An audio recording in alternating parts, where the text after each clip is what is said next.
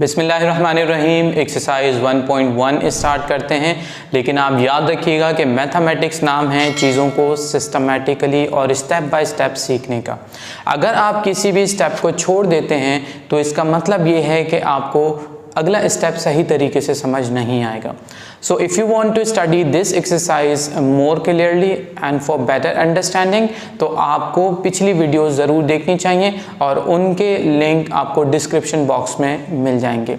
सबसे आसान तरीका ये है कि आप प्लेलिस्ट पे जाएं और प्लेलिस्ट पे जाके सीक्वेंस से वीडियोस को देखें।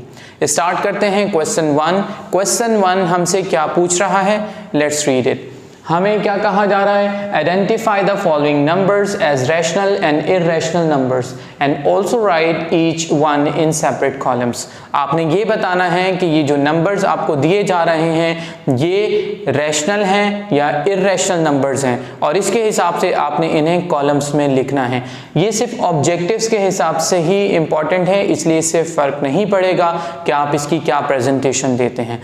तो हम देखते हैं कि ये जो कुछ नंबर्स हमारे सामने लिखे हुए हैं इन्हें हम आइडेंटिफाई करेंगे कि ये रैशनल हैं या इररेशनल नंबर्स हैं। आपको मालूम है कि टर्मिनेटिंग डेसिमल फ्रैक्शंस और नॉन टर्मिनेटिंग और रिकरिंग डेसिमल फ्रैक्शंस जो हैं ये बनाती हैं rational number. Non terminating non recurring decimal fractions बनाती हैं इररेशनल नंबर्स। अब हमें क्वेश्चंस में ये जो मैंने ब्लू से लिखा है सिर्फ यही दिया जा रहा है, लेकिन मैंने इन्हें डिवाइड करके सिंप्लीफाई करके कैलकुलेटर यूज़ करके आपके सामने इसलिए लिखा ताकि आपको इसे आइडेंटिफाई करना आसान हो जाए। सबसे पहले देखें, लिखा है 1/5। 1/5 का मतलब है कि जब हम इसे 1 को 5 से कैलकुलेटर से डिवाइड करें तो आंसर आ रहा है 0.2। 0.2 कौन सी टर्म है, हम ये कौन सी फ्रैक्शंस कह सकते हैं, ये है टर्मिनेटिंग डेसिमल फ्रैक्शन। अगर ये टर्मिनेटिंग डेसिमल फ्रैक्शन है तो ये कौन सा नंबर बनाएगी, ये है रैशनल नंबर।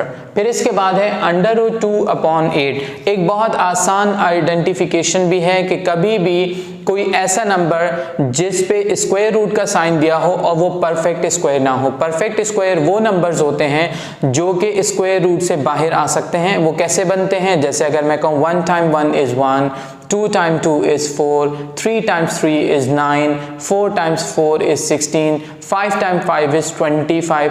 तो ये जो नंबर 1, 4, फिर इसके बाद 9, फिर 16, 25 एंड सो ऑन, ये नंबर्स कहलाते हैं परफेक्ट स्क्वायर। अगर ये स्क्वायर रूट के साइन के अंदर दिए जाएंगे तो डेफिनेटली ये रूट से बाहर आ सकते हैं, स्क्वायर रूट से बाहर आ जाएंगे तो हम कहेंगे कि वो परफेक्ट स्क्वायर जो है वो कभी भी non terminating non recurring decimal fraction नहीं बनाएगा।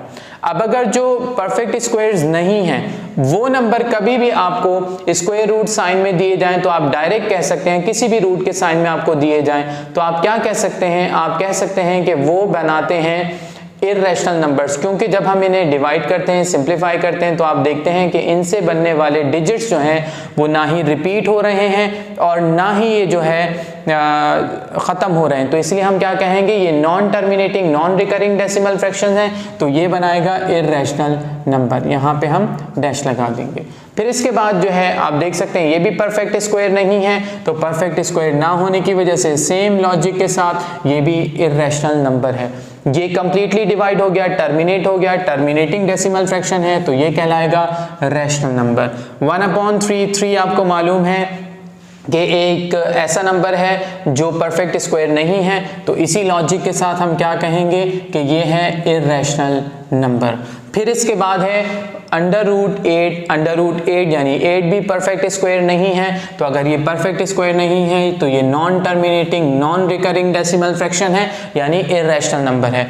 फिर e जिसे उलर्स वैल्यू कहा जाता है और जो लॉग का जो इनिशियल बेस था वो यही था, तो हम कह सकते हैं कि जो इसका नेचुरल बेस है ये भी एक इररेशनल नंबर है क्योंकि ये भी non terminating non recurring decimal fraction है। हम जब बात करते हैं पाई की तो आप याद रखिएगा कि पाई की जो एक्चुअल वैल्यू है वो है 3.14159 एंड सो ऑन। लेकिन कुछ लोग कहते हैं कि पाई की वैल्यू 22/7 है, But if you use a calculator and divide 22 by 7, you will get this answer. और आप देख सकते हैं कि ये इनिशियल डिजिट्स 3.14, 3.14 तक तो सिमिलर है, लेकिन इसके बाद 5, 9 एंड सो ऑन, यहाँ 2, 8, 5, 7 एंड सो ऑन अलग है। तो हम कह सकते हैं कि पाई की एक्चुअल वैल्यू ये है, लेकिन समहाउ हम कह देते हैं कि 22/7 इसकी एक फ्रैक्शनल फॉर्म है, लेकिन एक्चुअल वैल्यू हम इससे ही कंसीडर करेंगे। आप इस पॉइंट को जहन में रखिएगा, क्योंकि हम यहाँ से कहेंगे कि ये non terminating non recurring decimal fraction है और ये हमें यहाँ पे हेल्प आउट करेगा। तो हम देख रहे हैं कि ये क्या है, ये है non terminating non recurring decimal fraction, so we can say that it is an irrational number. फिर इसके बाद हम देखते हैं ये क्या है, परफेक्ट स्क्वायर नहीं है। अगर परफेक्ट स्क्वायर ना हो तो non terminating non recurring decimal fractions क्या कहलाते हैं, इर्रेशनल नंबर्स कहलाते हैं। 22/7 आप देखें कि डिजिट्स रिपीट हो रहे हैं, ये है non terminating but recurring decimal fraction. तो जब ये non terminating recurring decimal fraction है तो non terminating recurring decimal fraction भी रैशनल नंबर्स ही होते हैं। फिर हम कहेंगे 1/पाई।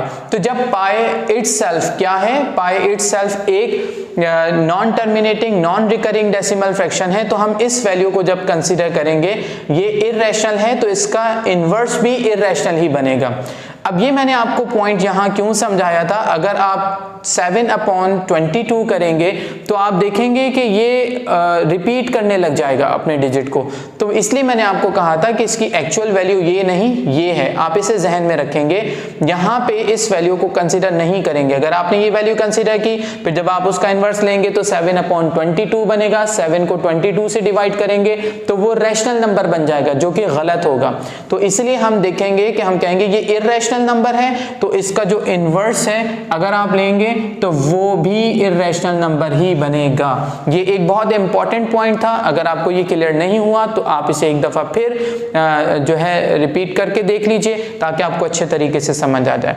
अब था 11/12। 11/12 जो है एक फ्रैक्शनल फॉर्म है, आपने देखा 0.91 तक तो ये रिपीट नहीं हो रहा, लेकिन 6, 6, 6, 6, 6, अब ये आगे 6, 6 ही चलता रहेगा।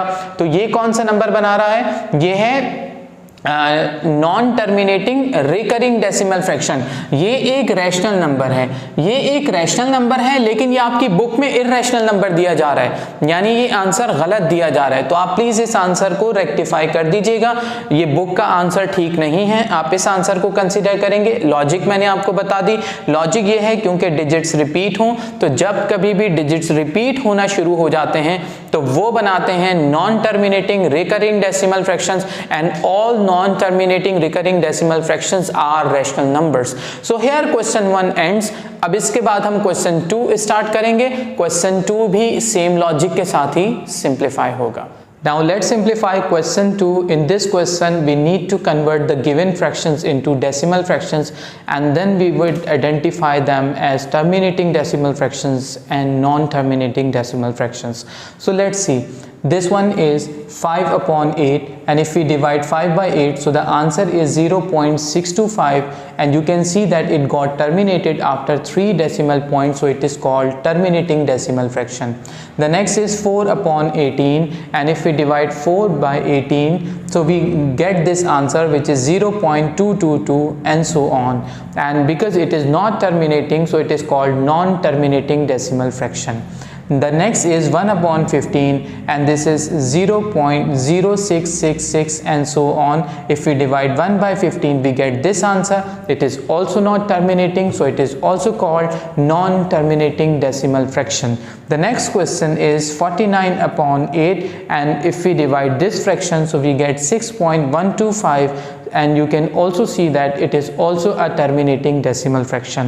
The next question is 207/15, and when we divide 207 by 15, so the answer is 13.8, and it got terminated completely after 8, so it is also called terminating decimal fraction.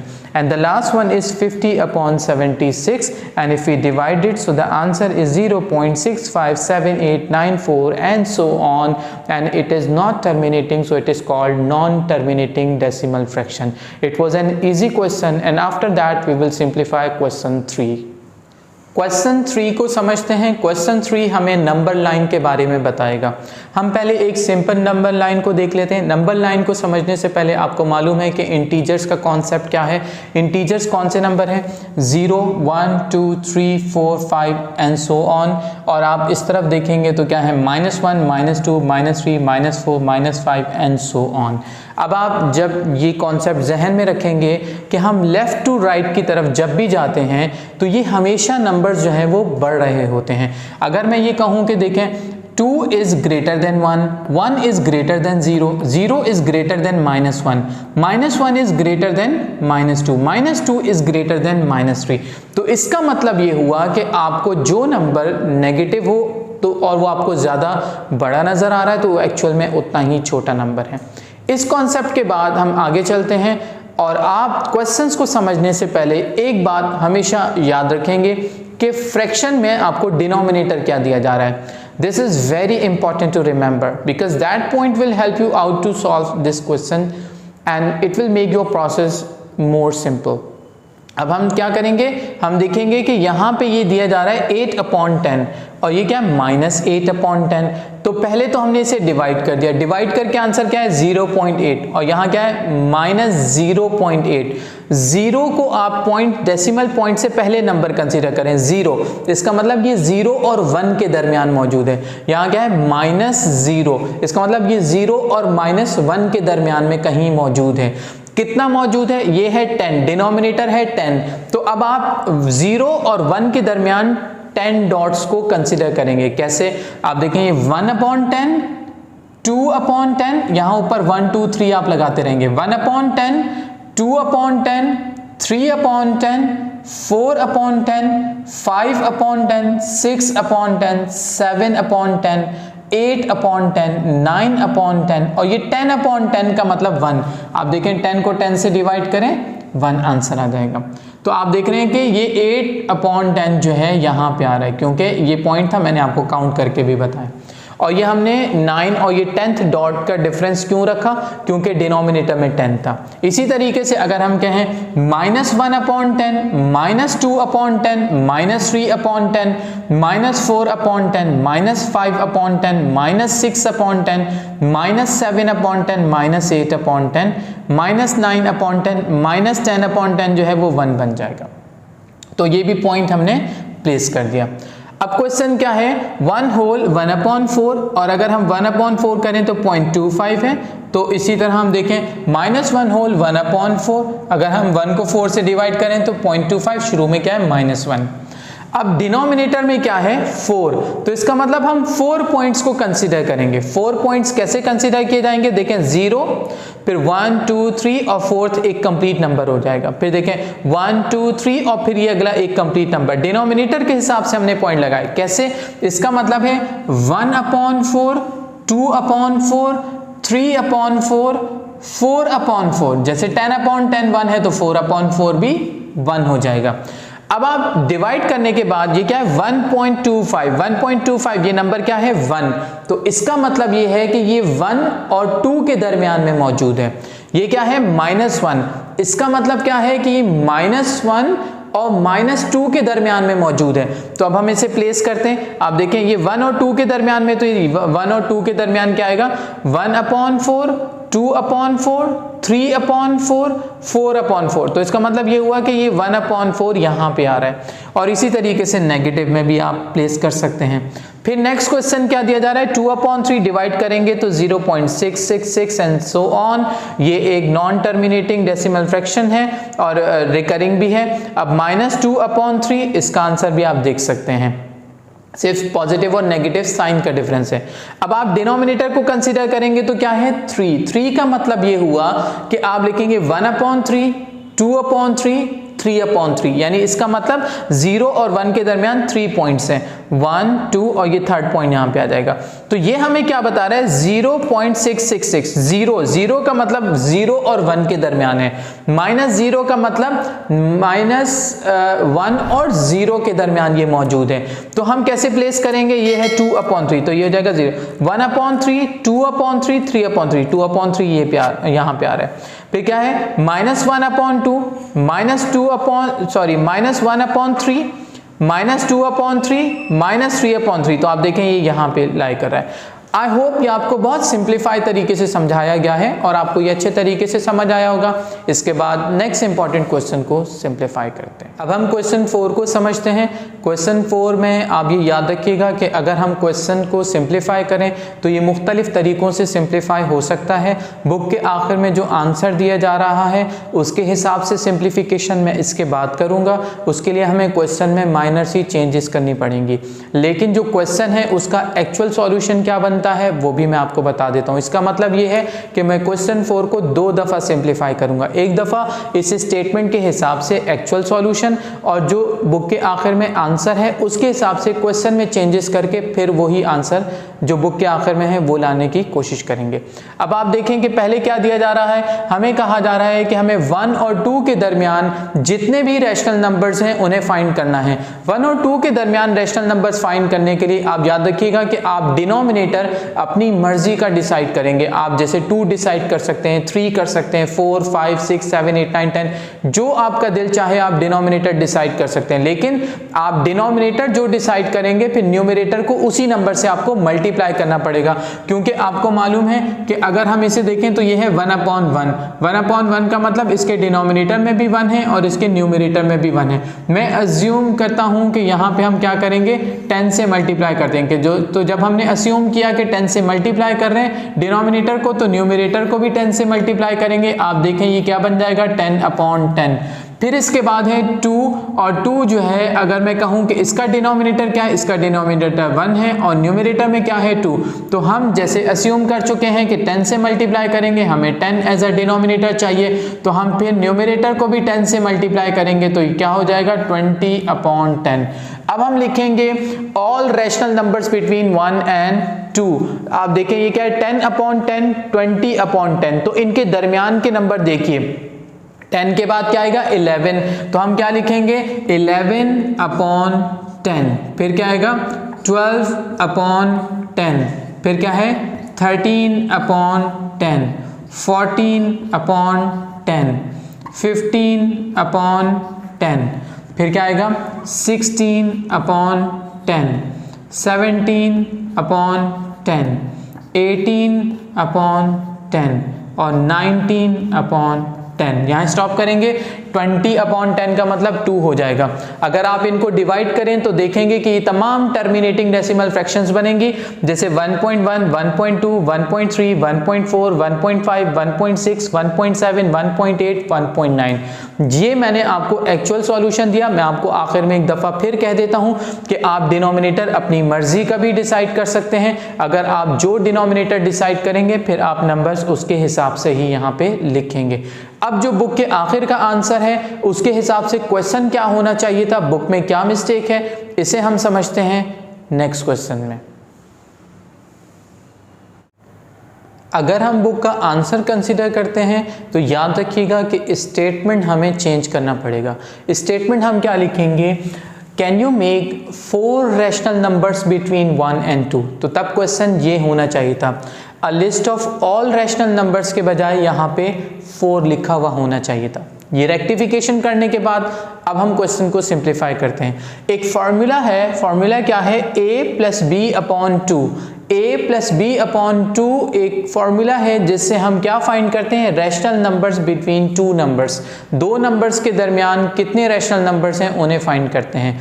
इस प्रोसेस से हम क्या करते हैं, the rational numbers between 2 numbers हम देख रहे हैं, तो पहले हम क्या करेंगे 1 और 2 का फाइंड करेंगे। हमने रैशनल नंबर बिटवीन 1 and 2 निकालने के लिए क्या किया, a की वैल्यू क्या है 1 और b क्या है 2, तो हम लिखेंगे 1 + 2 और डिनोमिनेटर में फॉर्मूले में क्या दिया हुआ है 2, तो हम 1 + 2 कितना हुआ 3। 3 को जब हम 2 लिखेंगे तो ये 3/2 आ गया।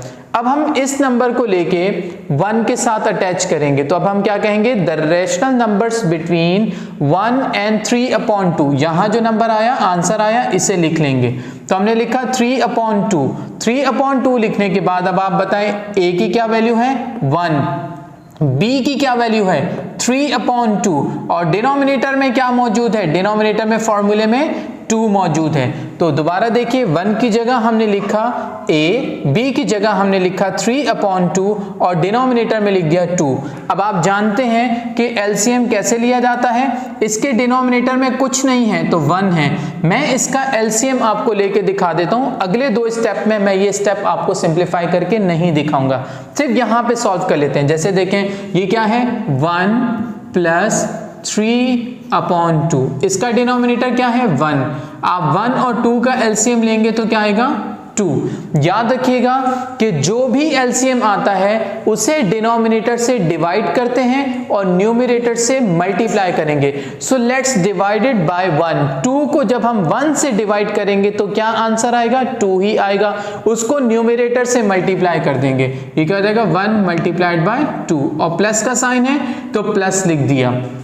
अब आप देखें स्टेप रिपीट करेंगे, we will divide by the denominator and multiplied by the numerator. तो हम 2 को जब 2 से डिवाइड करेंगे तो आंसर आएगा 1 और फिर उस 1 को न्यूमरेटर से मल्टीप्लाई करेंगे तो क्या हो जाएगा 3 × 1। अब इसे मजीद सिंप्लीफाई करते हैं, 1 × 2 is 2, 3 × 1 is 3 और डिनोमिनेटर में 2 लिखा। फिर आप देखें ये कितना हो जाएगा, ये हो जाएगा 5/2। ये सिंप्लीफाई हो गया। अब इस सिंप्लीफिकेशन को हम यहां देखते हैं, मैंने ये लिखा, ये स्टेप है, ये किया और ये 5/2। डिनोमिनेटर में क्या मौजूद था 2 मौजूद था, डिनोमिनेटर में 2 डिवाइड कर रहा है। डिवाइड को जब मैं मल्टीप्लाई में चेंज करूंगा तो ये रेसिप्रोकल बन जाएगा। ये 2 है तो इसका मल्टीप्लिकेटिव इनवर्स या रेसिप्रोकल 1/2 बनेगा।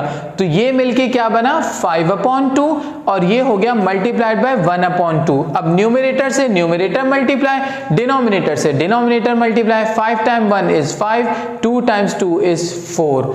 आई होप आपको ये स्टेप समझ आया। अब यही स्टेप आगे चलेंगे, अब हम देखेंगे कि अब क्या है 5/4। तो अब हम क्या लिखेंगे, the rational numbers between 1 and 5/4। तो हम a की क्या वैल्यू पुट करेंगे 1 और b की क्या वैल्यू पुट करेंगे 5/4 और उसे फिर हम देख रहे हैं कि डिनोमिनेटर में क्या लिखना है हमने, तो डिनोमिनेटर में 2 लिखा है। ये कहां से आया, ये फॉर्मूले में दिया हुआ था। अब आप 1 + 5/4 को इसी प्रोसेस के साथ जब सिंप्लीफाई करेंगे तो आंसर आएगा 9/4। डिनोमिनेटर में क्या डिवाइड कर रहा है, डिनोमिनेटर में 2 डिवाइड कर रहा है। 2 को जब मल्टीप्लाई करेंगे, डिवाइड से मल्टीप्लाई में कन्वर्ट करेंगे तो ये 1/2 हो जाएगा। न्यूमरेटर से न्यूमरेटर मल्टीप्लाई कीजिए, डिनोमिनेटर से डिनोमिनेटर मल्टीप्लाई कीजिए तो 9/8 आ गया। अब हमें क्या कहा गया था 4 रैशनल नंबर्स, तो ये पहला रैशनल नंबर आया, ये दूसरा रैशनल नंबर आया, ये तीसरा रैशनल नंबर आया। अब चौथे रैशनल नंबर पे हमें जाने के लिए हम क्या करेंगे, यही पहला रैशनल नंबर ले लें और अब हम 2 को कंसीडर करेंगे क्योंकि हमें 1 और 2 के दरमियान रैशनल नंबर चाहिए। तो हमने यहां भी 1 लिया, यहां भी 1 लिया, यहां भी 1 लिया और 2 भी लिया था, लेकिन अब यहां हम 2 लेंगे और 2 के साथ ये पहला वाला नंबर ले लीजिए तो 3/2 and 2, ठीक है, ये लिखा। अब इसके बाद जो है आप समझ सकते हैं कि अगर मैं यहां स्टेप कंटिन्यू करता तो जैसे हमने यहां लिखा 3/2, यहां 3/2 लिख सकते थे, फिर 5/4 यहां 5/4 लिखा, यहां 9/8 तो फिर ये 9/8, फिर जो आंसर आता उसे लिखते, यानी ये चलता जाता, ये प्रोसेस कभी भी कंप्लीट ना होता। लेकिन मैं 4th स्टेप में आके इसे इसलिए कंप्लीट कर रहा हूं क्योंकि यहां क्वेश्चन में लिख दिया गया कि 4 रैशनल नंबर्स, हमें 4 रैशनल नंबर ही फाइंड करने हैं। तो इसलिए चौथे रैशनल नंबर पे आने के बाद मैंने क्या किया कि सेकंड हमारे पास नंबर था 2 और यहां हमने फर्स्ट फ्रैक्शन ले ली, तो the rational number between 3/2 and 2 लिखा और फॉर्मूला क्या है a की वैल्यू क्या है 3/2, b की वैल्यू क्या है 2 और डिनोमिनेटर में क्या दिया हुआ है 2 दिया हुआ है। अब इस न्यूमरेटर को इसी प्रोसेस के साथ सिंप्लीफाई किया तो आंसर आया 7/2। डिनोमिनेटर में 2 था, डिवाइड कर रहा था, मल्टीप्लाई में चेंज करेंगे तो 1/2 हो जाएगा। 7 को 1 से मल्टीप्लाई किया 7 और 2 को 2 से मल्टीप्लाई किया तो 4। अब अगर आप ये देखें तो ये क्वेश्चन, ये तमाम आंसर 3/2, 5/4, 9/8 और 7/4 आपकी बुक के हिसाब के आंसर थे और उसके हिसाब से हम इसको सिंप्लीफाई कर चुके हैं, क्वेश्चंस को भी रेक्टिफाई कर चुके हैं। मैंने आपको प्रॉपर प्रूफ के साथ बताया कि ये क्वेश्चन बुक में गलत दिया हुआ था, उसको रेक्टिफाई किया और 2 तरीके से सिंप्लीफाई करके आपके सामने प्रेजेंट कर दिया। अब इसके बाद हम क्वेश्चन 5 को समझते हैं। Now I will make you understand the last 2 questions of exercise 1.1। Question 5 क्या है? Give reasons why pi is an irrational number. अब आप ये बताएंगे कि पाई इर्रेशनल नंबर क्यों है? क्योंकि पाई की वैल्यू ये है जो non terminating non recurring decimal fraction है, इसलिए पाई एक इर्रेशनल नंबर है। फिर इसके बाद आते हैं स्टेटमेंट्स जिसमें आप ट्रू और फॉल्स बताएंगे। The first statement is 5/7 is an example of rational numbers. Rational number क्या है? Non terminating non recurring. जब आप 5 को 7 से डिवाइड करेंगे तो आंसर आएगा 0.714285, 714285, 714285। तो आप देखें कि डिजिट्स रिपीट होने शुरू हो गए। तो ये नॉन टर्मिनेटिंग है लेकिन रिकरिंग है। तो अगर नॉन टर्मिनेटिंग रिकरिंग हो तो वो क्या होता है? रैशनल नंबर होता है, वो इर्रेशनल नंबर नहीं होगा। तो 5/7 is an example of irrational number, तो हम क्या कहेंगे? ये फॉल्स है, ये गलत है, ये रैशनल नंबर है। फिर इसके बाद दिया है pi is an irrational number. अभी हमने ऊपर देखा, जी बिल्कुल पाई एक इर्रेशनल नंबर है। कुछ आंसर्स बुक में गलत दिए हुए हैं तो आप ये आंसर कंसीडर कीजिएगा जो मैं आपको करवा रहा हूं। फिर इसके बाद क्या है? 0.3159 and so on, N example of non terminating and non recurring decimal fraction. बिल्कुल सही बात है, non terminating and non repeating decimal fraction है ये, क्योंकि ना ही ये खत्म हो रहा है और ना ही डिजिट्स को ये रिपीट कर रहा है। फिर इसके बाद क्या दिया जा रहा है? 0.123 पे आप देखें ये बार है, इसका मतलब ये आगे 3 चलता रहेगा। अब बुक के हिसाब से इन्होंने ये कहा है कि is an example of recurring decimal fraction और इसको फॉल्स कहा है। लेकिन अगर आप गूगल पे जाके सर्च करेंगे तो आपको ऐसी एग्जाम्पल्स नजर आएंगी, जैसे मैंने एक एग्जाम्पल देखी 0.7454545 एंड सो ऑन। इसका मतलब है कि फर्स्ट डिजिट डिफरेंट था लेकिन आगे के डिजिट्स अपने आप को रिपीट कर रहे थे, तो उन्हें फिर भी रिकरिंग डेसिमल फ्रैक्शन कहा गया। यहाँ पे बेशक शुरू के 2 डिजिट अलग हो लेकिन आगे चल के डिजिट्स अपने आप को रिपीट करना शुरू कर दें, तो ये तब भी एग्जाम्पल है रिकरिंग डेसिमल फ्रैक्शन की। तो ये ट्रू है, ये फॉल्स नहीं है, बुक के आंसर को कंसीडर नहीं करेंगे। फिर इसके बाद दिया जा रहा है 1/3 and 2/3 are lying between 0 and 1। आप 1/3 को डिवाइड करें यानी 0.333, 0.333 आंसर आएगा। 2 को डिवाइड करेंगे तो आंसर आएगा 0.666। तो इसका मतलब दोनों आ रहा है 0.3, 0.6। तो इसका मतलब ये हुआ ये कौन सी है? रिकरिंग डेसिमल फ्रैक्शन है, लेकिन ये 0 और 1 के दरमियान में लाई कर रही हैं, ये ट्रू है। फिर इसके बाद क्या दिया जा रहा है? 1/3 as an example of rational number. ये रैशनल नंबर नहीं हो सकता क्योंकि यहाँ एक रेडिकल साइन दिया जा रहा है और एक ऐसा नंबर दिया जा रहा है जो परफेक्ट स्क्वायर नहीं है, तो हम क्या कहेंगे कि ये रैशनल नंबर की एग्जाम्पल नहीं है, तो ये फॉल्स है। यहाँ तक अभी हमने एक्सरसाइज सिर्फ 1.1 कंप्लीट की। कुछ चीज़ें बुक में गलत हैं, मुझे आपको वो ठीक करवानी पड़ रही हैं। मैं आपको इसके लिए एक ओपन प्लेटफॉर्म देता हूं, आप गूगल यूज़ कीजिए और वहां से भी अपने आंसर्स को चेक कर सकते हैं, वेरीफाई कर सकते हैं। डिफरेंट बुक्स, डिफरेंट रिसोर्सेज को यूज़ करके आप अपने आंसर को वेरीफाई कर सकते हैं। आज का लेसन यहाँ तक के लिए आई होप आपने एंजॉय किया होगा और कुछ अच्छा सीखा होगा। मुझे अपनी दुआओं में याद रखें। अल्लाह हाफिज़।